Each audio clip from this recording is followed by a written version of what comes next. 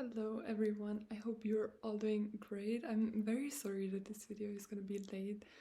I don't know, I wasn't even that busy, but do you know the feeling when you just don't want to do anything and you just want to chill and sleep a lot? And the last few, or not the last few, actually only yesterday and today, I slept both days until 12, like until lunchtime, because I mean it's a weekend, but still.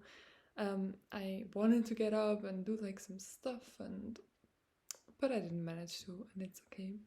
Um, I'm here now with I hope I can show you. I always put like some caramel onto my cappuccino, and then oh my god, we bought my favorite cookies. By the way, look at this cute thing. And we had to finish other cookies before I could open the package, but finally, those are honestly my favorite cookies. I don't know if you know them. They, like a few years ago, you could buy them at IKEA, and my mom and I, we were obsessed with those cookies, but we barely could buy them because it was only at IKEA, and now we found them in Lidl, I think, or Aldi, I'm not sure, and I was so happy. Oh my god. I hope it's actually the ones I love.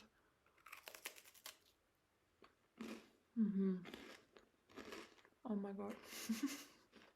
Best thing ever. They're like a mini sandwich and they just taste amazing. Best cookies there are. But I always hate eating in front of the camera because of the eating sounds. But yeah, I hope you don't mind. Today I just want to give you a little life update. And yeah, if you have any topics for me to talk about, let me know. Because I am I don't know, I'm always open to answer questions. Actually, there was a question, now I remember. I'm so sorry. There was a question from S.V. She or he said, hello, do you still have mental hunger? I'm on my third try and I find it so hard.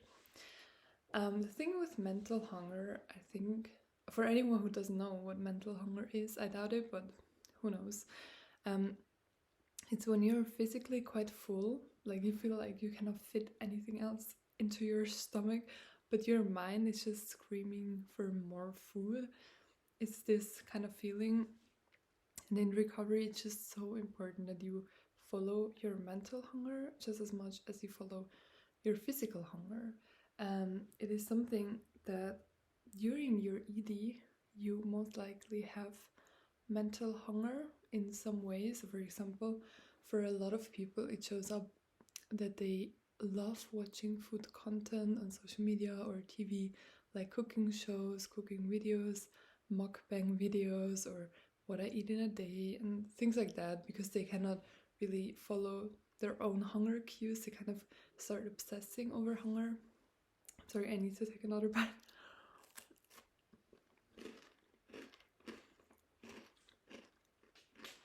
So you might know that feeling, probably, if you're watching my content.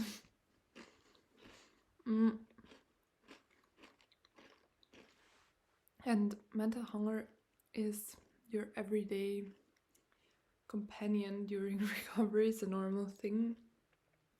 And of course, I had so much mental hunger, and it's very, very important that you allow it.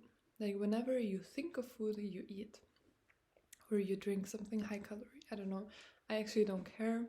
The only important thing is that you consume calories. Whenever you think of food and you eat the thing you want to eat, you eat the first thing you crave. Like, sometimes we're sitting somewhere, like working, and then like suddenly we think, some chocolate. And then like the more we think about it, we're like, no, actually I was craving some fruit and nuts, or I don't know, shit like that. So you always have to follow kind of your first thought or your first feeling, and not, then start overthinking it. And that's kind of my number one tip, because That's what I struggle with. I kind of sat with the thought for too long, and then I overthought it until I wasn't like ready to eat anymore, or until I was kind of scared to eat, or I didn't know, or I got anxious. So one thing I did to kind of tackle this challenge was that I forced myself to go to supermarkets and actually choose things I was very scared of. I don't know, for me it was very helpful. Like, for example, I was very scared of smoothies. Now I just have to laugh at myself, but I was very scared of smoothies. So I would go and like pick one and go out. And the first few times I was just stood there. I looked at the shelf and I was like, oh my god, I cannot do it. And then I walked out with nothing. And yeah, so for me, this exercise kind of helped me to just go for it and like not overthink it, just tuck, tuck, tuck. And then when I progressed, I kind of started going to shops, like for example, a kebab store, or not store, restaurant. And then I would really, like the first thing I would see, I had to take this one. And sometimes I also explicitly took the most caloric one. Like before I would only ever take one like taco or dinner or however you call it, and that's it. And then I started taking like the normal, it's like a taco. I don't know, I only know the German word actually, I'm sorry. Plus the fries, plus a normal Coca-Cola and things like that. I just forced myself to get very comfortable with the uncomfortable.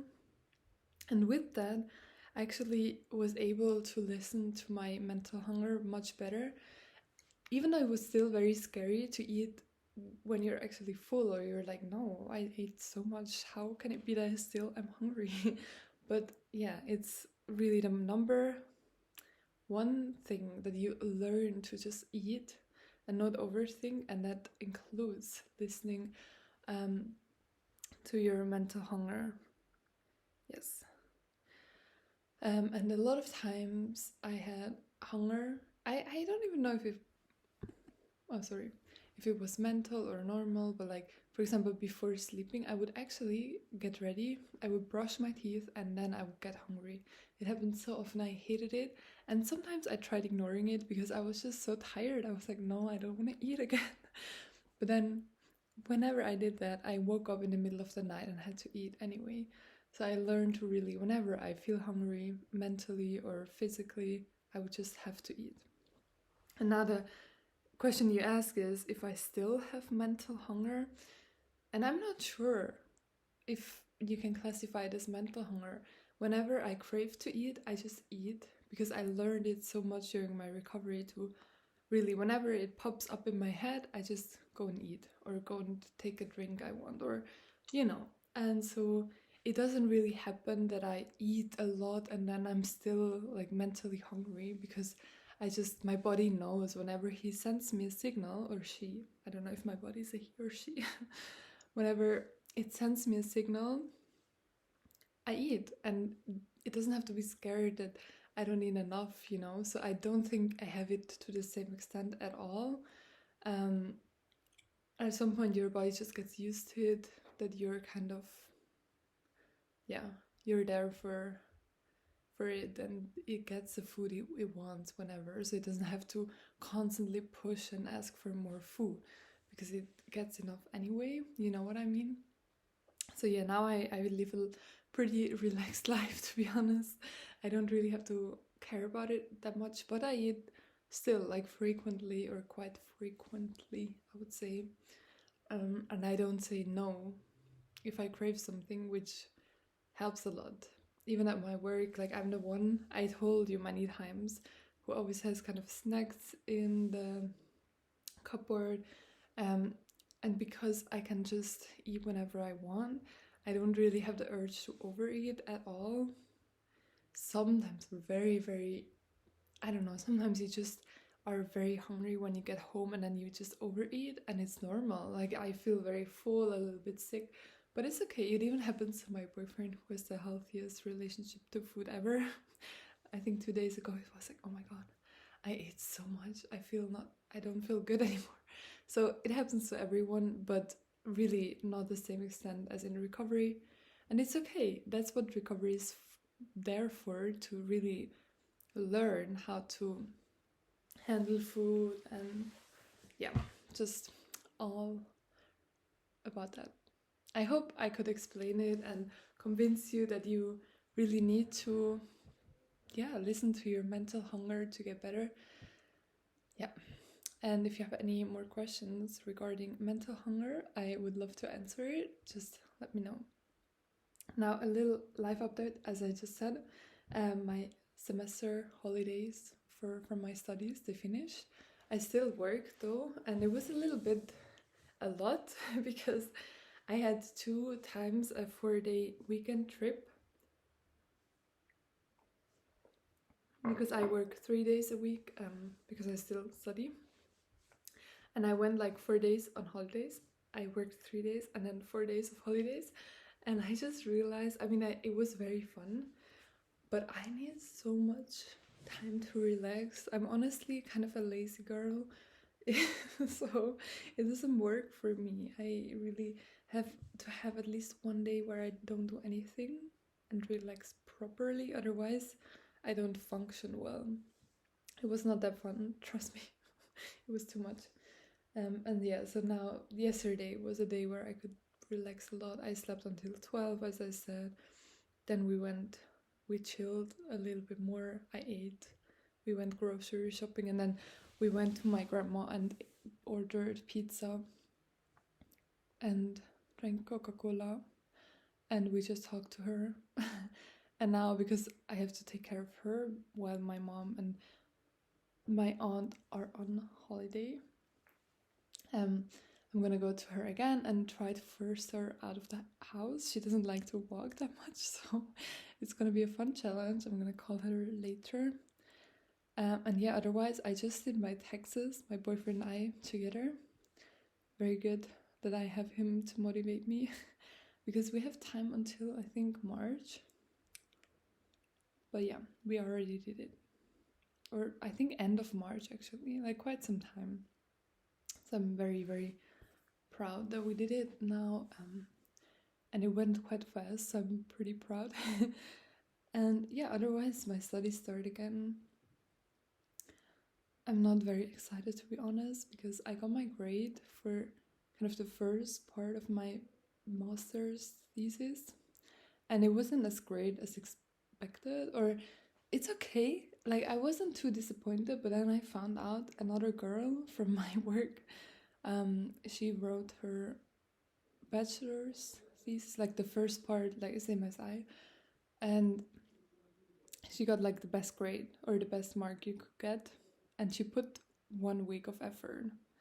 And me, I even held 2 interviews. Like, I did so much effort and I just didn't really get that much of a great grade, you know? And it was a little frustrating because I even helped her, you know, with her work. But in the end, it's all gonna be okay, I know it. But still, it's a little frustrating. It was a little bit of a frustrating moment, and now I'm not too excited to work on it. You know that feeling when you just get a little disappointed, and now, but yeah, it's okay. I'm just gonna try to make the best out of it for myself, really to learn about the whole topic. It's gonna be fun, I think. I love the topic. It's about culture at work. But yeah, I don't know. Let's see. Because not excited, but I'm curious to see how it goes. And I'm gonna finish in June. So it's gonna be a tough few months, but also fun because I'm planning.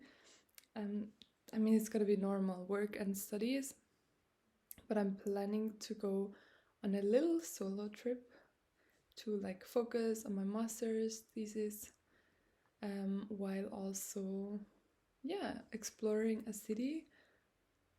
Either that, or I'm gonna go back to where I did my exchange and spend like a week there. Not sure yet.